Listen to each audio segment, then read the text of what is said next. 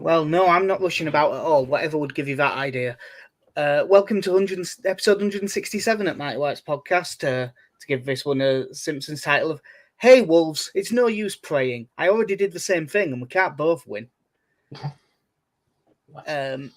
How's things, Casey? Yeah, pretty good. Solid start to the season. It's sunny. It can only go downhill from here. Yeah, I mean that's what we'll get straight into. 2-1 win against Wolves on the opening day of the season. I mean, you can't really be anything other than delighted with a result like that.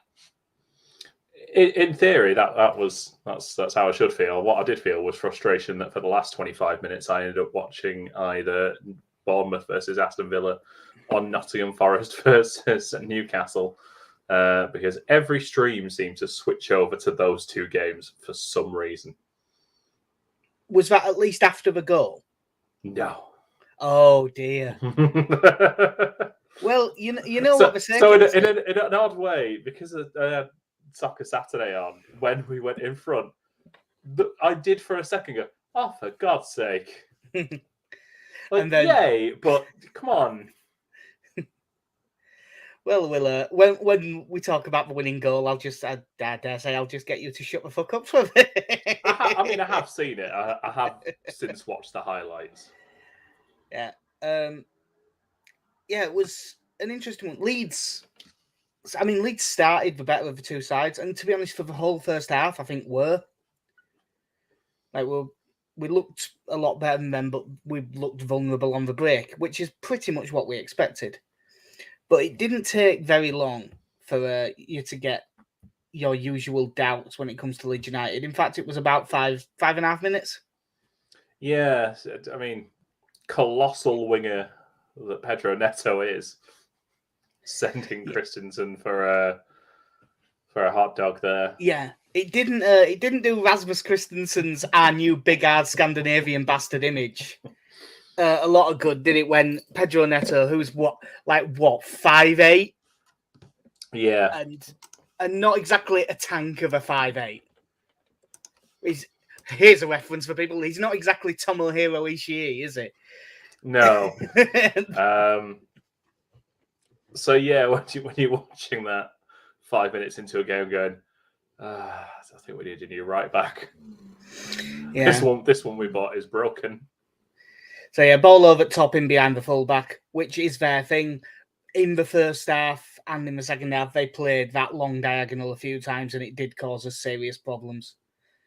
But yeah, 50-50 ball. Neto sends Christensen flying.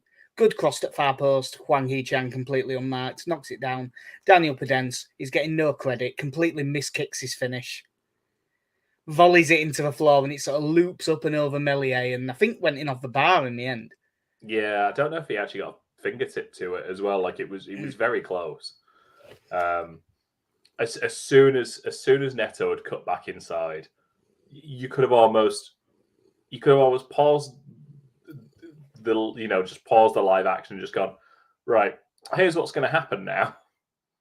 And apart from the hitting the ball into the ground, you'd have called it exactly as it was, because all of a sudden we were all over the place and just sort of scrambling to recover, which clearly we did not do.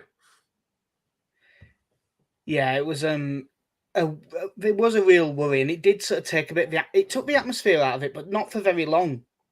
We the crowd was a bit last season about it at first. They rallied quite quickly, and I'm not sure exactly how long after, but it was at 1-0 down.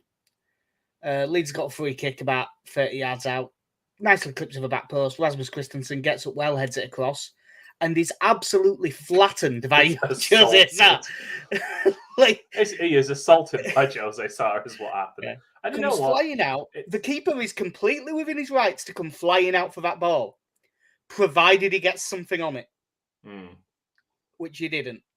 And he body checks him while flying, and also smacks him upside the head with sort of what I describe as a weak clothesline. I thought it was a weak forearm strike, but yeah. in the whole thing as well, you can't have a go at Jose Sarr for the way he went for the ball. His eye was on the ball the whole time, and he does make a fair attempt to go for it, but he's clearly beaten to it, and just absolutely clatters Christensen, who at this point, I assumed when he was on the ground was just saying, "My eye, I'm not supposed to get elbows in my eye." Yeah. Well, I just knew he'd lay about on the floor because Pedro Neto had already proved that he's a soft bastard. But it was one of those where, again, he's just staring at it going like, no? I mean, are we playing on? Did we get the advantage from this? Yeah, no. Like, it was a weird one. It was weird in the ground because only about half the people saw it. Because obviously the header goes it towards goal and like almost into the 6-yard box. I happened to see it, but for instance, my dad next to me, his eyes went with the ball. Yeah. So he never saw it happen. And that it was a roughly 50-50 split. Like if you were in the South Stand, everyone will have seen it. But it was weird. So everyone was going, what? Because half the people were going absolutely mental and the other half couldn't tell why. But I thought once it didn't, he was never sent, the ref was never sent to the screen. By the way, I believe the VAR was Jared Gillett, who was the same VAR that didn't did we speak about him last time? Yeah, who was the really highly rated Australian ref who looked really good at first and has learned a load of bad habits from English referees. We've really brought him down to our. I think one of the first things I tweeted during the game was, well, if you let the quote unquote best referees retire and you replace them with the shit from the championship, this is what's going to happen. Well, I mean, someone might be able to correct me on this, but I'm fairly sure Jared Gillett was the VAR when Dan James didn't get that penalty at Newcastle. Or yeah, because I couldn't remember which way around it was, whether it was Mike Dean VAR and Gillett reffing, or Gillett VAR, but it was definitely Gillett because he didn't get his first game till later in the season. So yeah, absolutely blatant penalty. I put out on our Twitter as well as messaging like you and a couple of other people. Hey, TV people, was that as blatant as it looked? And, and even the Man United fan reluctantly agreed that it was a penalty. Like, I did see a lot of that all over Twitter. Well, he's only got eyes for the ball. Yes, which makes it not violent conduct. It just makes it a standard foul. It's a genuine attempt for the ball. Doesn't make it not. By the way, just with regards to Wolves' goal, Jason Middleton saying, Wolves score some fluky goals against us. The deflection off Phillips' boot, the Traore shot that hit the bar and went in off Mellier's back. Yeah, they do. They do score some really fucking fluky goals against us. But then luckily, Leeds United got their own sort of fluky goal. Leeds go to play through ball. It's overhit. But this is very much a Jesse Marsch goal in theory. We played a through ball into that quote-unquote zone 13, as they call it, going in at the edge of the box through the middle. So they hit. But as soon as the Wolves defenders are on it, Brendan Aronson is harrying him like fuck. Loads of pressure, gets a toe on it, gets another toe on it. He does get away, but then Jack Harrison's in, 2 challenges, bounced off him to Rodrigo. Really good drop of his shoulder to beat Neves. And a well-struck shot. And Jose Sarr just sort of gets out the way and sticks his hand out. I think Jose Sarr would want another crack at that one if he could. He ain't having any more cracks at anyone. He nearly killed that poor boy. That poor soft right back. It's one of those where I can only imagine the amount of people screaming at Rodrigo at that point, square it. Yeah.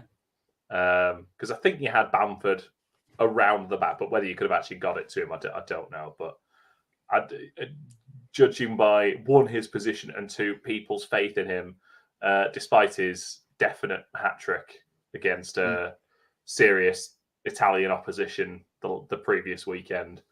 But yeah, fantastic. I don't know how it went in. I don't know how he doesn't save it. He goes the right way and everything. It's not a big gap at the front post. No. I am in no way someone who knows a lot about goalkeeping, but it just seems to me like that save was 10 times easier if you go with your feet. Like if he could just stick his foot out and it just goes flying off for a throw in or a corner. But he tries to get down and it just doesn't work. Rest at half goes on. Leeds do look the better side, but vulnerable on the break. And then right at the end, Wolves had a great one-on-one chance right at the end of the first half. Little ball into the middle and a knockdown. There's Melier comes out and makes a fantastic save. And we may as well just talk about it now before we get into the second half. All the way through the game, Melier had a very good game. Yeah, very good in that instance of just making himself big.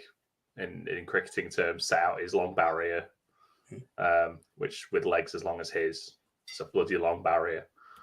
Yeah, absolutely fantastic. He's brilliant. If we have a halfway competent defense this season, like he'll grow leaps and bounds. I feel because you look at the saves he has the ability to pull off. I think he commands his area fairly well. Obviously with his feet is fine. Just his decision making at times.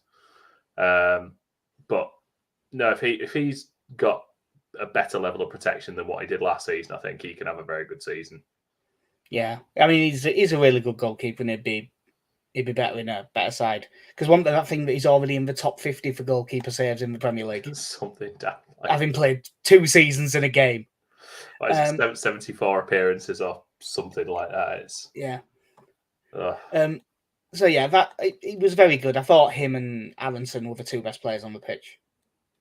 If you were just looking at the first 45, Rocker as well, but he dropped off in the second half. Yeah, that's probably about right. You were talking about the defence in front of him and how obviously we did give away chances. And I think the way we are currently set up, we would give away some chances on the break if you had 4 really top quality defenders. But how did you think the defence got on? Because I thought that they were overall pretty good. I thought it was more. I don't think any of the goals were like the defender not playing well. It just seemed like there's holes in the system and they exploited them. Yeah, it's kind of exploiting the weaknesses that we are all aware of already. And depending on where the fullback is, especially when they're playing those diagonals in behind, in our case, I don't think you could legislate for Christensen being put on his ass like he was for that first goal. But at times that is going to drag a central defender out and create a gap in the middle. And I think we need to get used to that happening at times. It's just part of the way we play. That's going to happen if teams can get that ball in behind. But I'm trying to remember if we had any Diego Llorente suicidal defensive moments, but there was a couple of apologies if that's coming through. My daughter appears to have woke up. There was a couple of moments that weren't great. His most mental moment was in the build-up to the Bamford chance in the second half when he came running out of defence and beat 4 players. But he kept it, so it which was really excellent. It was brilliant play because it went well. If he loses it, no. Defensively, obviously, we've had his jokes about Christensen on the goal. That wasn't good. But he also made an absolute worldie of a goal-saving tackle in the second half. Yeah. So he's got his status back. He's fine. Fair enough. And defensively, I thought Pascal Struijk was very good. The issue with Struijk at left-back was there's a few times, especially in the first half, where he got the ball in quite a good position. Sort of 30 yards out, couple of options in front of him. And you can tell he's taken the coaching on board. He was looking for the correct pass. He's just a centre-back and he just isn't comfortable. I found watching him, and I don't know, it's a very select amount of appearances to choose from for him at left-back, but I feel like he's almost better getting on the ball once he's in their half. Like, I think it almost suits him. His skill set is more suited to getting it there where, because I think he's got the athleticism, which you sort of forget about when you look at someone his size. Like, I think he's got the ability to get up and down, and I think he can his short passing is all right, and I think he can put in a half decent cross. I think it's the decision making and almost the central midfield ability that he doesn't quite have at left back, like when he's sort of in our defensive third and sort of entering the middle third. I think that's sort of where he struggles a bit more. Yeah. So yeah, that was the first half from goalkeeper and defence. Second half, for 20 minutes, I'm not sure we touched the ball. No, when the first substitutions were made, I wasn't entirely surprised that it would. I thought it was either going to be Bamford or Rodrigo, just because we needed to get another body into midfield. I think there's every now and again they took the ball, turned, looked up, and there was not really anyone there, or they were closed down very quickly. Yeah, I must, like I said, after the goal, the crowd didn't turn. In that 20 minutes, the crowd was starting to turn a little bit because it was for 20 minutes. It was really poor. Like, I think it actually came across worse in the stadium than it did on TV, based on the reaction I've seen on Twitter and stuff. Because I saw like a lot of the shows that I listened to where people were watching on telly were talking about Leeds' really good second half performance, and everyone who was at the ground was like, "What game were you watching?" But it was a weird one. The good thing was, and this is a massive tick in the Jesse Marsch column, it wasn't working. Maybe he left it 5 minutes longer than he should have, but we won the game, so I'm not worrying about that.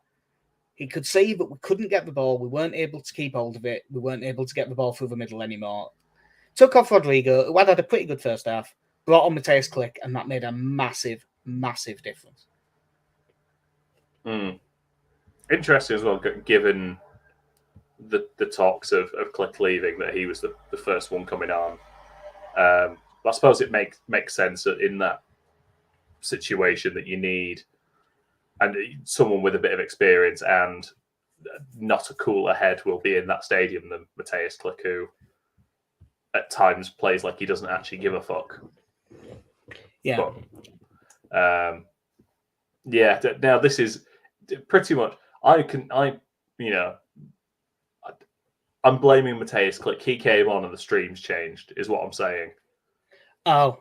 He came on, the streams changed, ergo, it's his fault. Yeah, because as we know, correlation does equal causation. Exactly. So it was at this point I was scrambling looking for a stream and just did not find one. Yeah. So I had to rely on Match of the Day to fill in the blanks here. Yeah. I just knew that definitely Brendan Aronson scored. Yeah. Well, we'll go to that now. Leeds had not played a single good bit of football in the second half.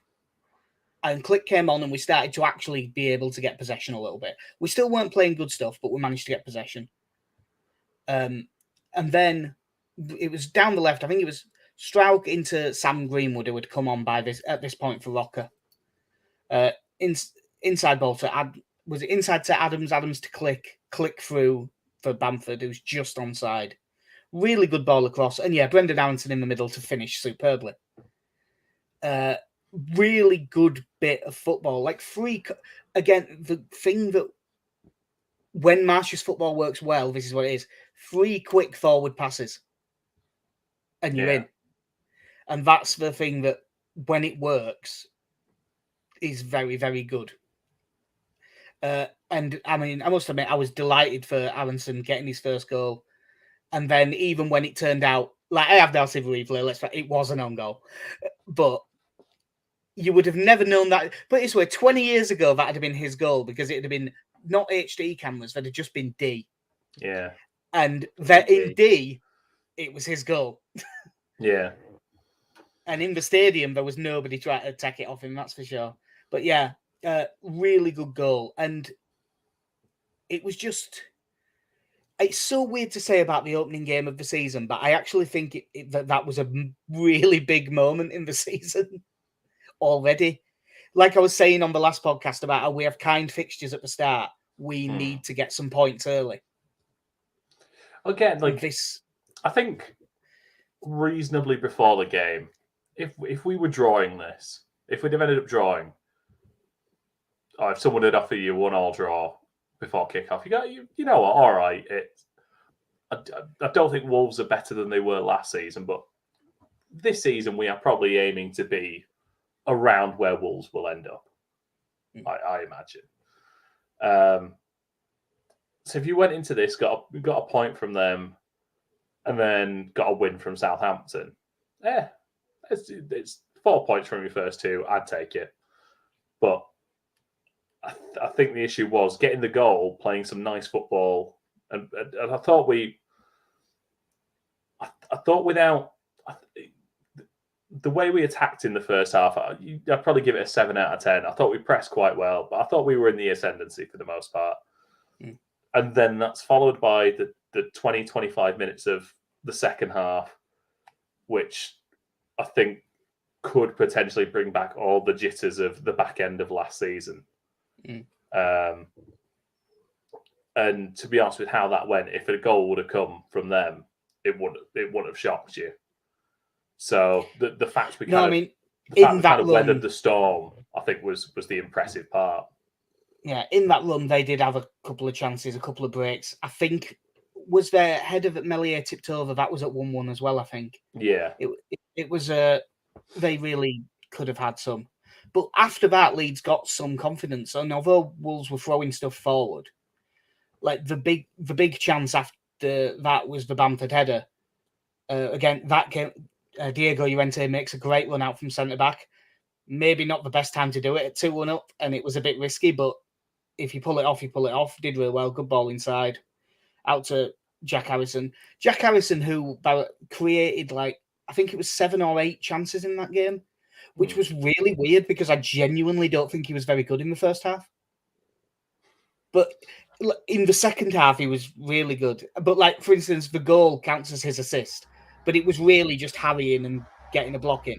Yeah. Whereas he was a bit slow sometimes in some situations, but he still wasn't bad by any means. He was still fine.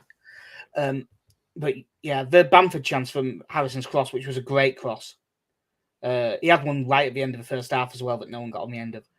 But as good a save as it is from Jose, and it is a really good save, that's one where Bamford really think he should have scored. Yeah.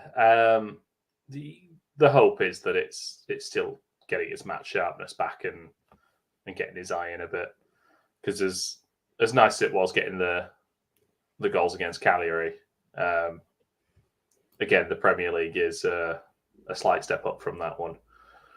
But because I think there was in the first half as well, I think it's from a Harrison cross. Rodrigo goes into the front post, Bamford goes into the back post, and neither one of them can reach it. And there's part of you thinking if this was 2 months into the season, as Bamford read that a second earlier, and is he getting on the end of that? But the hope with Bamford is that it doesn't take him too long to get a goal, and it sort of settles him down. Yeah, the other Bamford thing to talk about that I forgot about was there was a breakdown in play where basically Wolves made a mess of it and Bamford gets sent through. I think clicks in the middle, and he just passed it straight to the defender. It was a really good chance. But that came about 5 minutes after everyone in the stand was saying he looks absolutely exhausted and we should be taking him off. Yeah. So he still was useful, but he was knackered at the end because he isn't fully sharp. So yeah, Leeds then see it out. It's a bit nervy, but I think if you were watching it as a neutral, you wouldn't have been watching it thinking Leeds are going to concede any second. As a Leeds fan in the ground, there was a bit of your brain doing that, just thinking we can concede at any possible second. Just stress and nerves. But also, we've talked about the defenders and the goalkeeper. We should talk about them further forward. Like Jesse Marsch again has did Click getting all the plaudits with no issue with, but Greenwood's contribution has been a bit overlooked. And yeah, I thought Greenwood was good when he came on. He also immediately came on and started taking set pieces, and there was a noticeable uptick in how good the set pieces were. Yeah, he was another one that reading about it was, because again, that's the kind of thing you miss from the highlights is the work that goes on, especially from central midfielders. But it's so nice that in the space of basically it's 2 Premier League games, and Sam Greenwood has established himself as a decent Premier League central midfielder now. Yeah, which is not what I thought. It's not what I thought was going to happen pre Brentford game. So But it's great that we have another option there. It again probably wouldn't be the first person I'd be going to if I was looking for a central midfielder, but his versatility is fantastic. Yeah. So Greenwood and Click were both good off the bench. I thought Tyler Adams had a really good game. He wasn't massively there on the ball, but he was always in the right positions. He just kept getting himself about, kept chasing everything. That thing that I said about he'll be best in games where we have less possession. Well, I think in this one we had about 40% possession, and therefore he had a really good game. It is not. I was not at all surprised to see it be set like that. And Mark Locker in the second half wasn't great and looked knackered after about an hour. But in the first half, I thought he was very, very good. And disappointing in not getting booked.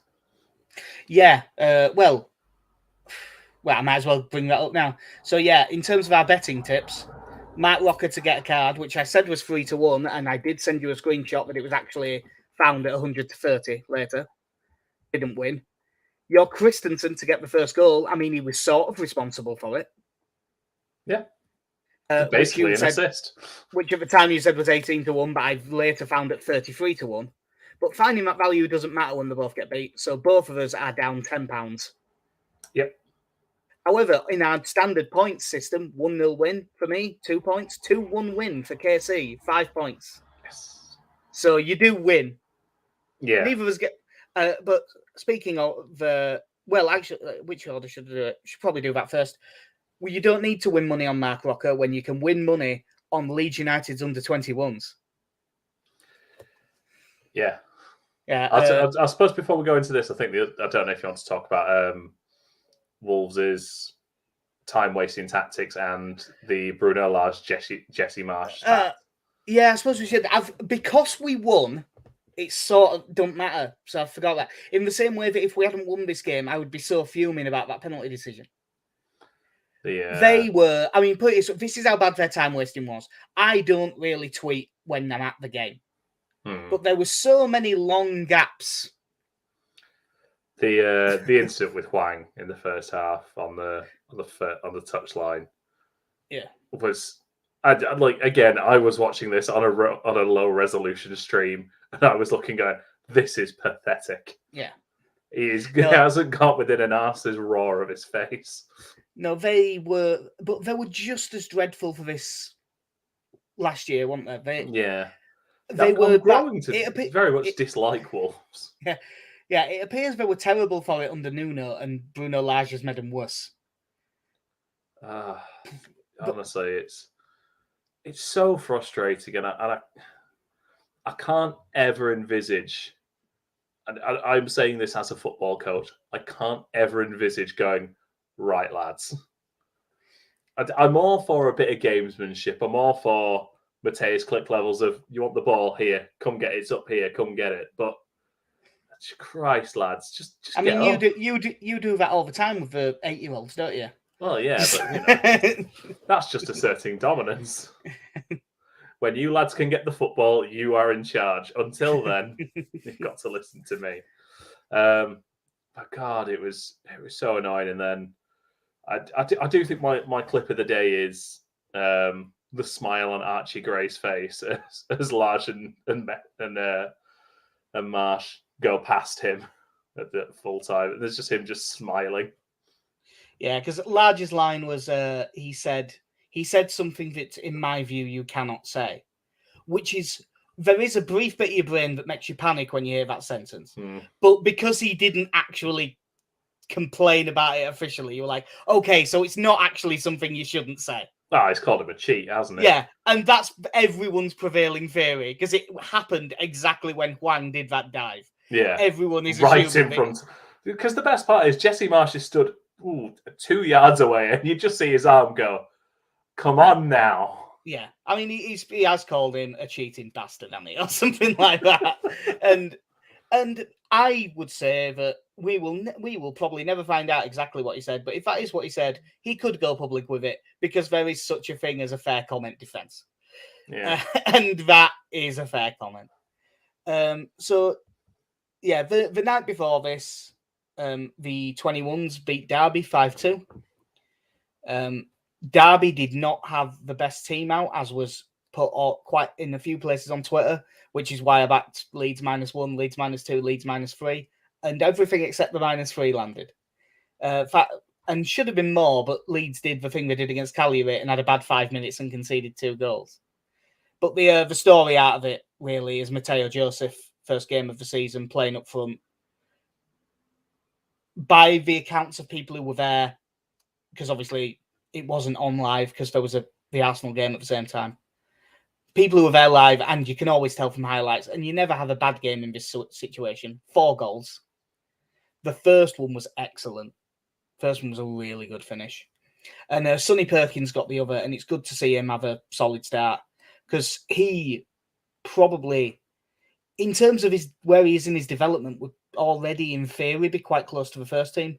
But because he didn't sign till quite late, I'm assuming he'll be a bit behind on fitness. They were led by little Dan James as well. Yeah, little Dan James going down there to be captain, and obviously that makes all the sense in the world of him being suspended for the first game. But it was nice to hear that apparently it was his idea. Yeah. I should go down and play with the 20. I mean, there's no reason not to. It's just an extra pre-season game for him, isn't it, really? But yeah, a 5-2 win, top of the league. That's what you want to see for the start. Because top of Premier League 2. What is it now? Are we Premier League? Premier League 2, Division 2. Yeah. Top of that, Europa Conference League place secured. Yeah. Stop the count. Yeah, we're good here. Like, in theory, we should be in with a shout of winning this league. Because our 23 side last year, if they wouldn't have all been in the first team, would have been one of the better sides in that division. And they get relegated because none of the players were available all season. So, although obviously there'll be no Greenwood, no Gellart, no drama. Because was Archie Gray involved? Archie Gray did play in this. He was on the bench for the first team as well, but he did play in this. It's the folly of youth. You can just play football every day. Yeah. But it was just great to see. And Mateo Joseph, it'll be interesting to see if he gets any minutes in the League Cup game.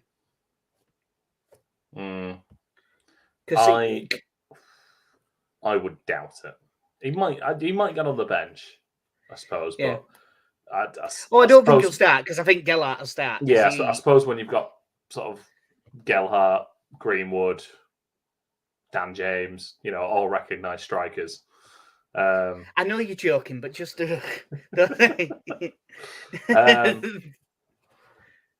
yeah, I was going to put Rodrigo on, but now I'm pretty happy with his start. So he's getting a stay of execution at the moment from the jokes. But yeah, I'd imagine it's Gellart that starts those games. Him or Nketiah, one of the two. Yeah. Right. So yeah, good start. So as far as I'm aware, actually, I forgot about that. That was earlier today. The unfortunate news and you have to be careful with the way you say this because when it's Leeds, it sounds weird. But Neil Warnock's assistant manager at Leeds, Mick Jones, yes, passed away earlier today. Obviously, in Leeds circles, when you hear Mick Jones, not that Mick Jones. Your brain goes elsewhere. But obviously, look, I won't pretend in terms of the Leeds stuff, I didn't like Warnock's time in charge, but it's a shame. Yeah. And he had, there's a lot of places that, it's a big loss in terms of football. At Leeds, it didn't go well, but they were very successful together at several, because they were at Sheffield United for promotion, they were at Palace for one. They were together. I think they separated for a while, didn't they? And they were back together. They were together at QPR. I think it was like Clough and Taylor. Yeah. So, been very successful. He did have a decent managerial career of his own, but it's too early for us to really remember it. And the bit of his career that I'd be most interested in is he had 4 years as manager of Brunei. Oh. Which, is interesting. It's an interesting job to take, I imagine. It's up there with when I was reminded earlier today that Harry Redknapp managed Jordan for a while. Yeah, and I always thought that she'd have more than the normal PR agent. Like, well, I've got nothing for that. No. And speaking of nothing, Leeds have signed someone for nothing. Joe Robles.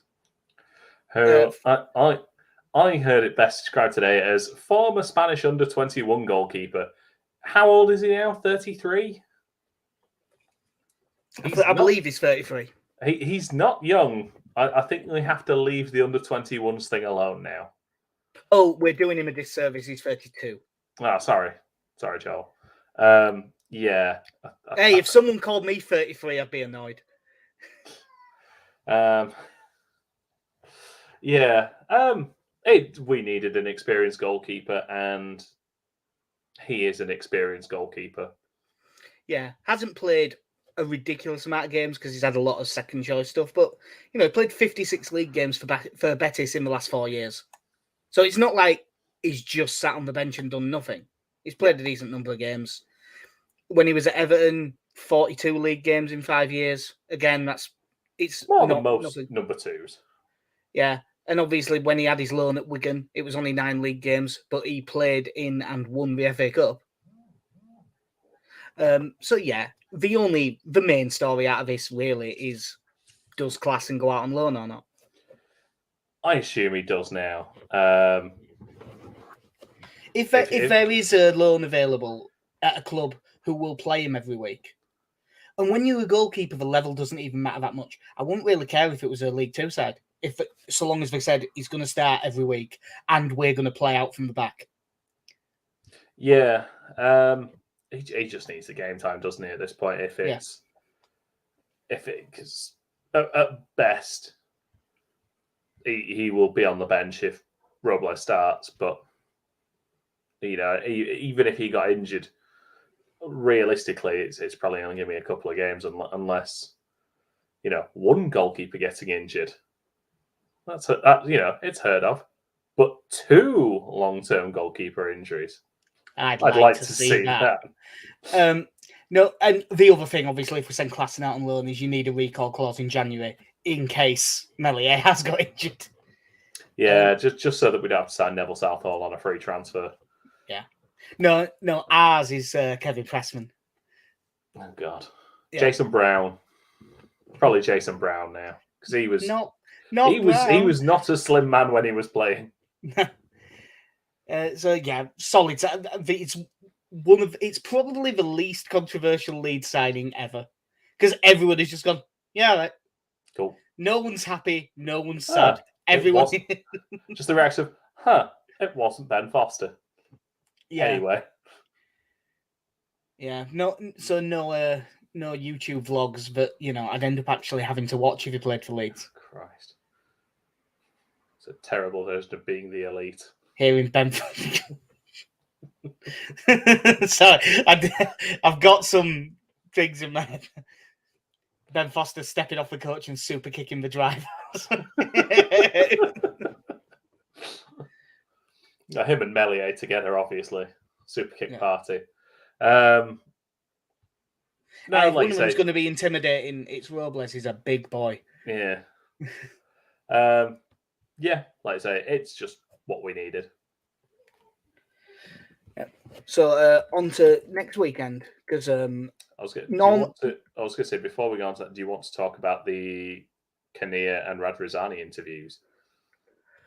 Oh yeah. Well, to be honest, there's a lot happened in the build-up to that game. Yeah, I haven't watched the entire Radrizzani interview yet, because it's just the Phil Hay Show has just released it as an extra podcast, the full thing. But I did read the write-up of it, and I saw the 10-minute video that they put out.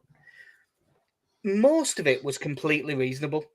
I don't really have any problem with the vast majority of things he said.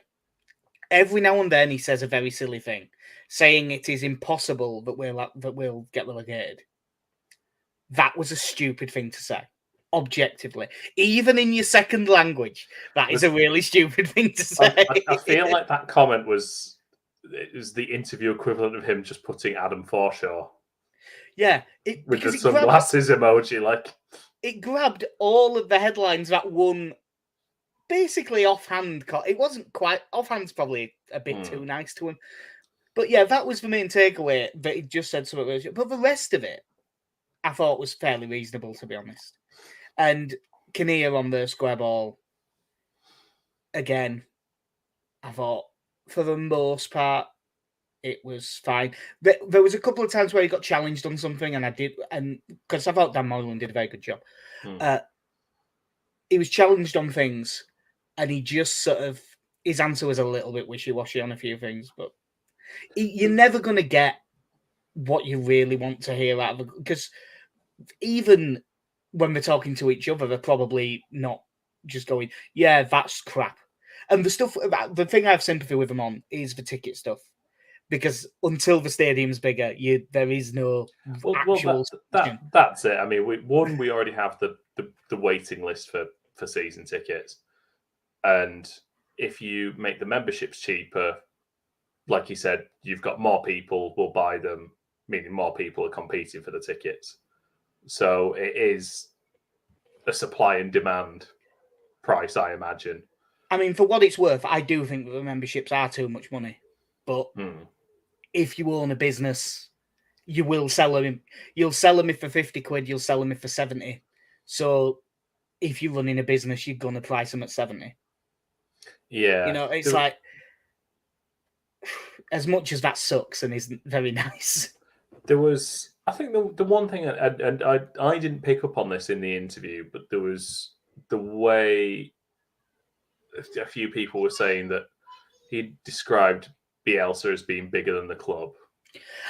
When I listened to that, he did say that, but it wasn't. I don't think he was trying to say Bielsa saw himself like that. Or it was just because we tailored everything so much into Bielsa. Yeah. That sort of the way the club was structured was more a Bielsa structure than a Leeds United structure. Yeah. Which I don't think is an unfair comment. I just think I think he could have phrased it better. But when I heard that as well, but it didn't. I don't think that it came off slightly worse than he meant it, I think. Yeah, and I think ultimately, like when you hire Bielsa, his whole thing is this is how we do it.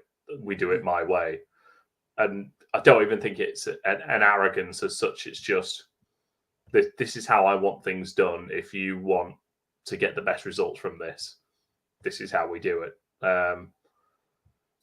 And you know, anyone who's done the research into it before would know that anyway. You know, obviously the eccentricities of having to have the plugs reinstalled at the training ground being one of the better examples of it. But no, I never thought at any point there was disparaging comments about Bielsa or his control of the club.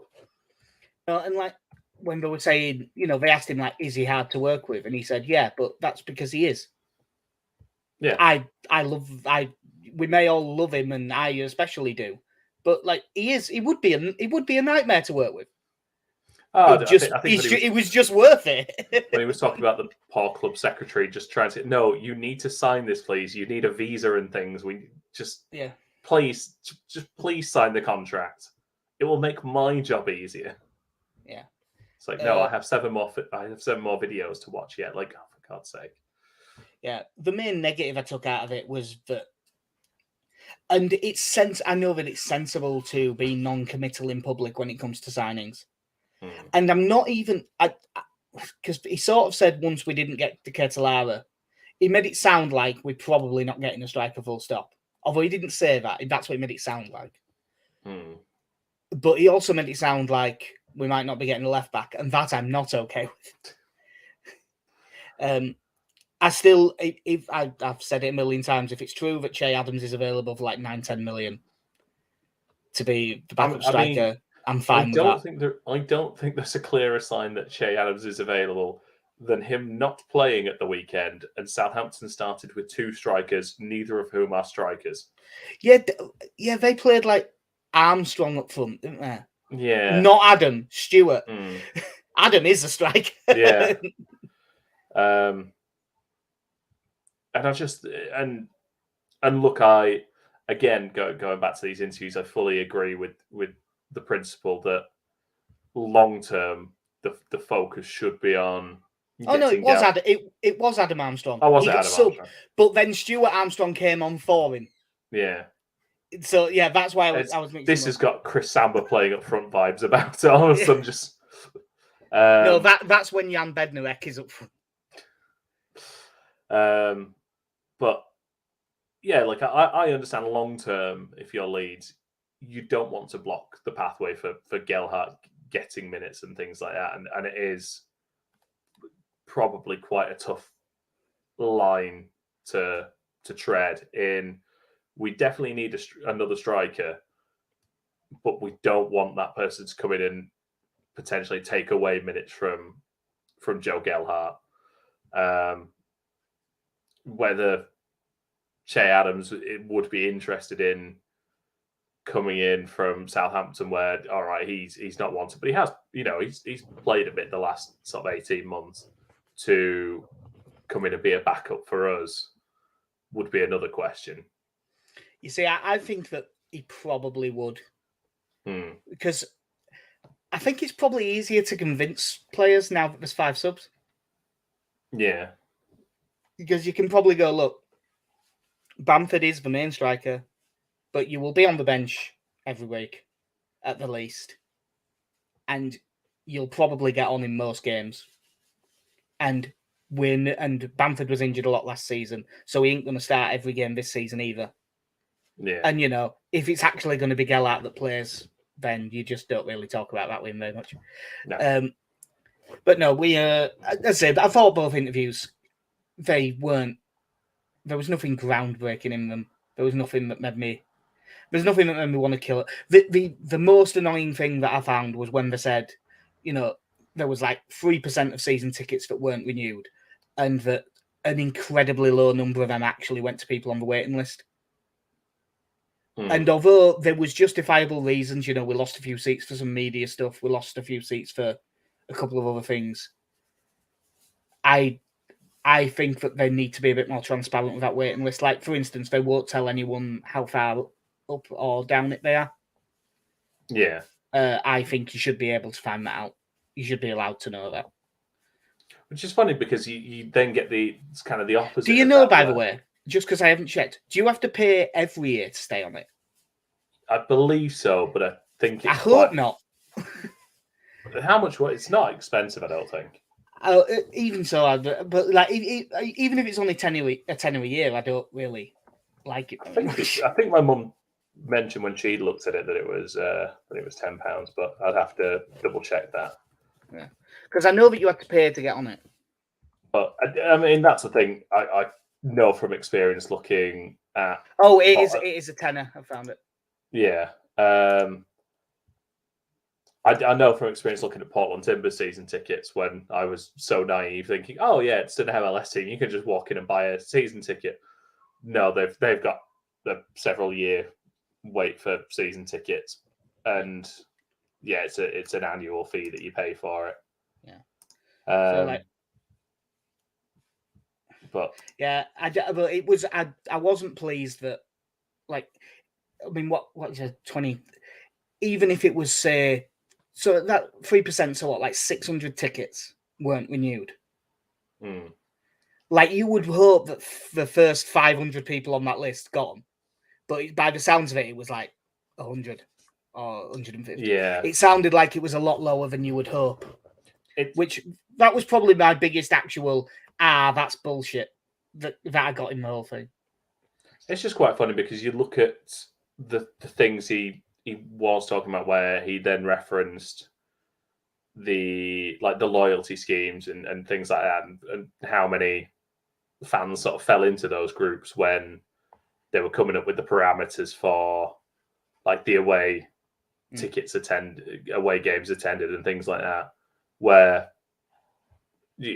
I have no reason to think Angus Kinnear is particularly lying about these numbers. So when he's saying it won't be because someone would know he was and it'd get out. Yeah. So when he's talking about the number of ticket, season ticket or away season ticket holders that applied to, then yeah, it's quite interesting. Like the little bits of information that you got from that. Yeah, like what was it? The number when you first brought it in, the number of people who had been to 80% of away games for the last 5 years was like 700. So they were the big priority group. Which the thing is, one, that's actually when you think where we were at that time, that's actually a really big number. Yeah. It just doesn't sound it. But the reason it doesn't sound it is because if you believe Twitter, you'd think that there were 5,000 people who'd not missed an away game in the championship. Well, I had this conversation the other day as well. Like one of the reasons I don't complain a lot about the issues getting tickets and stuff like that. You know, obviously I don't have a season ticket now. Technically I do, but actually I don't have a season ticket. Dude. That'll be fine. It'll be fine. Christian Lawley attends every home game. Yeah. It's fine. But, you know, I was going week in, week out in League One and during the championship. And then for reasons could not attend. No, well, you were in America. You were in America for several years. Oh, well, there was probably a year or two before that as well. But yeah, being in America, couldn't go to games, wasn't worth it. I'm not going to complain now that I can't get a ticket because those were the circumstances. That's changed now. Lots of people want to go. There are definitely, though, as much as anytime someone makes a complaint and say, well, you know, either due to finances at the time or due to a work situation, there is only so many people who, when we were in League One, weren't able to attend for a certain reason. I would say about 80% of the people who go regular, well, no, not 80%, but of the people who started attending in the last 5 years probably could have gone to the League One games and chose not to. And chose not to go to the, you know, the Ken Bates era at the back end or the Neil Warnock. And I mean, it's a mathematical certainty that there are people in that group who... There are absolutely people who went, Leeds are good now, I'm going to go. And there's no wrong with that either. Like that's what every club's like. It's fine. This is why I want us to go back to League One, Jack. It's purer. You know, it's absolutely fine, but you would believe that they don't exist. And, you know, so it does make it a right to try to get away tickets. But I didn't even try to get away tickets for Southampton. So it's a bit of a pain trying to get home tickets. Yeah. Because Southampton is really far. Yeah, it's a long way away. I'm also working that day, but I probably could have got it off work. Yeah. So, yeah, they were playing a side that in theory should be decent, even though I feel like they might drop off a bit this year for no apparent reason. Lost 4-1 on the opening day to Spurs. Spurs being incredibly Conte about it with like an own goal, a goal from a centre-back, a goal from a wing-back, the other one set up by a wing-back.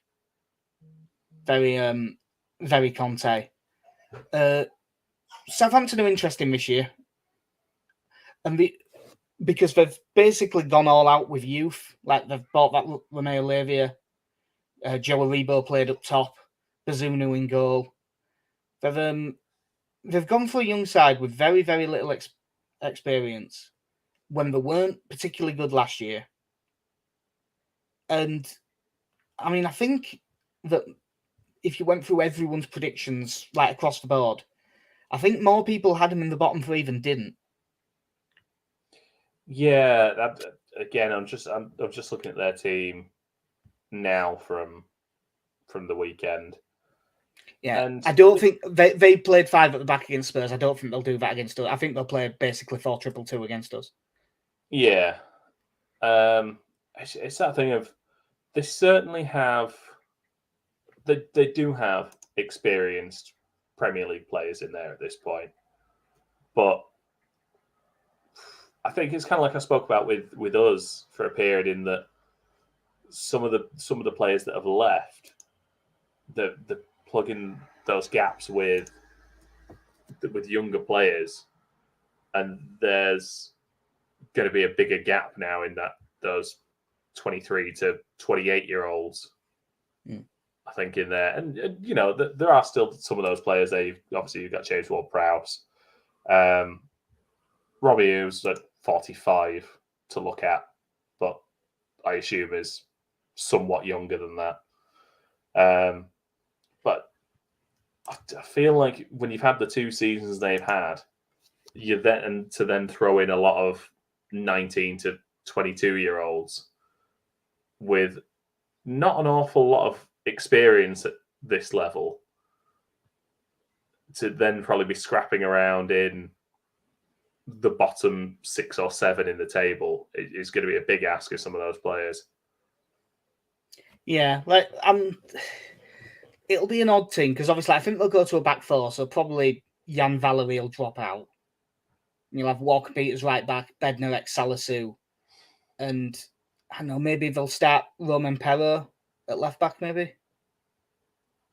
Just looking at this and who might play there. They might even play Salisu at left back and leave and play that Kotchak for centre back for about.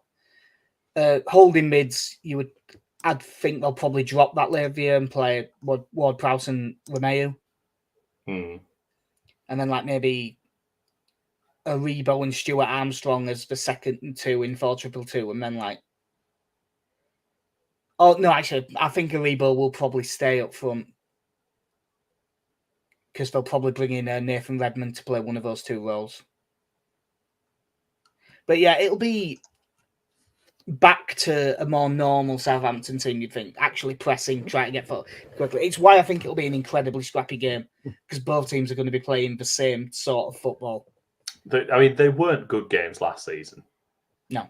I mean, we were god-awful at their place last year when Phillips and Rafinha were both out, and it looked like the rest of the team had never met each other before.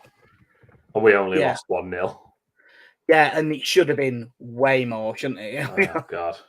And then didn't we draw 1-1 at Ellen Road, but we massively outplayed them and James Ward-Prowse scored a free kick. Yeah. Yeah. It was around the time of the Newcastle game as well, because we had both of them that were games that we should have won and didn't. I think the home game was under Marsch, if I remember rightly. Because that was one of the results. That was one of those games where those that were against the damn Yankee coming here, it's like, oh, you got to be beating Southampton. It's like, Marcelo Bielsa didn't. It was a bit overly negative about it, wasn't it? Because if it had the feel of a game where if we'd have gone for it, we'd have won. Is that the one where I think after at full time he was sort of pumping the fists to the crowd at the end of that one, and we were all like, Jesse, this isn't the result you think it is, pal. Yeah. But he had a couple of them because he was a bit like that after Man City game when we got beat.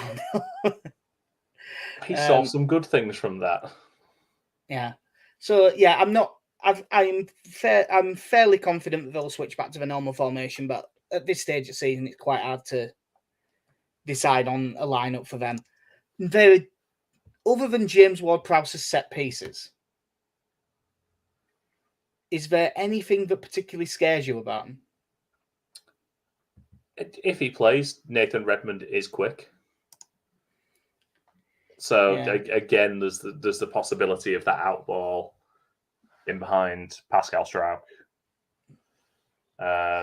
They've got a couple of players that can also do things like that, but they don't always play well. But like Gineppo and Elyounoussi are both quite good on the day. But there wouldn't be people I'd be scared of. To be honest, I don't think they'll play him by the sounds of it. But up against Diego Llorente, I'd be worried about Che Adams. Like, I think he'd probably be able to bully him. Yeah, I'm just looking at their game from that. That's the wrong game, Villarreal. Where are we? There we are. Sorry, just doing this on the fly now. Kyle Walker-Peters is a good player. Yeah, he is a good player, and he gave us. In fact, if they play a 4, because he did this in the game last season, it might be Jan Valery stays in at right back and Walker-Peters plays left back, because Walker-Peters played really well at left back against us.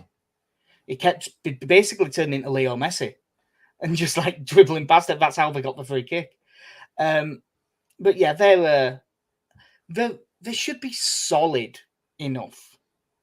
But like nothing. It's definitely a winnable game, even away from home. Do you think Leeds will change the team at all? No. I imagine, to be honest, we will all probably go 4-2-2, I imagine. So, no, I think we stay the same. Yeah, I say the subs bench might change by a little bit because the 21s won't have a game the night before.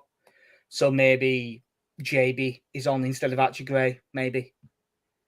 I mean, it's quite funny for all the talk of how we've strengthened, and I know some of the players on the bench have got a bit more experience, but it was, again, a lot of young players and Mateus Click on the bench for all the talk of strengthening.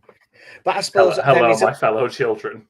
But I suppose there is a massive difference between having Gellart and Greenwood on the bench in August 2022 and the same in August 2021. Yeah, it's and to be honest, even Somerville, same bit. I mean, obviously he got on. Him and Gellart didn't come on well late, and they barely touched the ball. They were just chasing people for the last 5 minutes. But when they came on, there was nothing in the stand. There's no longer the, oh, here come the kids. It's, oh, here come two players. I mean, even now, like, Archie Gray is there on merit. It's not a, Christ, we've run out of bodies, get the kid on the bench. Like, he's there because he is part of the first team squad. He has played, I know it's pre-season, but he's played with the first team now. It's not a case of, well, we just needed someone. So you're not as worried now when you see that really young bench. I mean, there were times last season where you were looking at Cody Drammer and going, yeah, he's been good in the 23s, but he's not had a senior game. Now it's Cody Drammer who had a really good second half of the season in the Championship last season. Cardiff Player of the Year, Young Player of the Year, Fans Player of the Year. Yeah, International Fans Player of the Year. Yeah, it's just not the same. Yeah. So so we've got basically we'll do just your prediction first, because with the podcast being a bit of a rush, I dare say that you haven't yet checked for a bet. Literally doing it now. Yeah, because I mean, I'm running a little bit behind this time just because my the laptop got updated, and as a result of the update, the camera would not work no matter what. I mean, for what it's worth, like Southampton are decent sized Favsford game. They're 5-4, we're 2-1. Yeah. Which, with it being an away game, that's fair enough. But I don't think that we're quite as big as that. Where are we now? And I'll just say now that my prediction for the game itself, I am going to go for a 1-1 draw. Which away from home, I don't think is a bad result. I am going to go for. I'm going to go for your regular bet and go for a 3-1 win. For you just score prediction 3-1 win. Yes. Yeah. And then for your thing that you're going to have your imaginary, or in the case of me last week, real tenner on. And I'll be honest, it wasn't even a tenner. Once I won that money on the under 21s, I ended up having 30 quid on it because I thought it was a rate bet. And I still think if he'd have played 90 minutes, he'd have got booked. Yeah. Let's have a look now. I am going to go. Who's on this list? I'm looking at the assist market here. That was really weird. So was I. Yeah. I'm going to play it safe here and go Jack Harrison, anytime assist at 92. Oh, that's not bad. I'll with my note. Harrison assist 92. This one is, I mean, don't wrong. If Mark Rocker ends up being like 3-1 or bigger to get a card, I will end up backing it again. But for this one, I'm going to go with something a little bit, in fact, quite a lot tamer. just because I just think that the price is about right. Like, I don't, even though I think it'll be a draw, I don't think we're as big as 2-1 to win this game. So I'm just seeing if there is a derivative of that I think makes sense. So because there's no point having a really boring bet. You might as well, if you're going to go for it, you might as well go for it. So yeah, I am going to take Leeds to win and Jack Harrison to score, which is currently on Sky Bet at 15-2. So Harrison anytime, Leeds win 15-2. Because it seems to be just getting into good positions. Yeah, I was just thinking then once I picked that, I wonder how many Jack Harrison related bets I'm going to pick this season. A lot. I was amazed that you didn't last week, to be honest. Yeah. And well, that will bring us to the end. But there is one question from Jack Field before we go, which is KC ready to unleash Prime Viduka tomorrow night? I'm going to unleash my inner Richard Naylor in that I will either be playing as a striker or as a defender. It just depends how tired I am and what part of the pitch I'm on at any given moment. Yeah. Or Jan Molby midfield, just stood still. Yeah, just pinging passes. In theory, out wide, most likely out of play. Yeah. So, yeah, we will be back after the Southampton game. Normally, I think if it works out with timing, I would prefer us to do like one for, in terms of this week, like one for Wolves and then do one for Southampton later in the week. But this week is just really busy, so there was no chance of that happening. So, unless you've got to add, KC, I think we're done. I'm just checking Twitter because after last week's podcast, yeah, because Joel Robles was basically became public knowledge. I think it was about 5 minutes from the end of from the end of that. No, I think we're all good.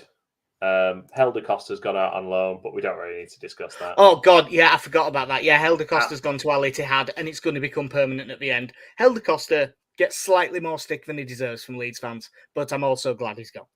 He was part of the team that took us out of the Championship. Good lad, Helder. Enjoy. Yeah. Enjoy. I hope that you make lots of money. So, yeah, I've been Jax here. I've been KC. Have a good one. In a bit.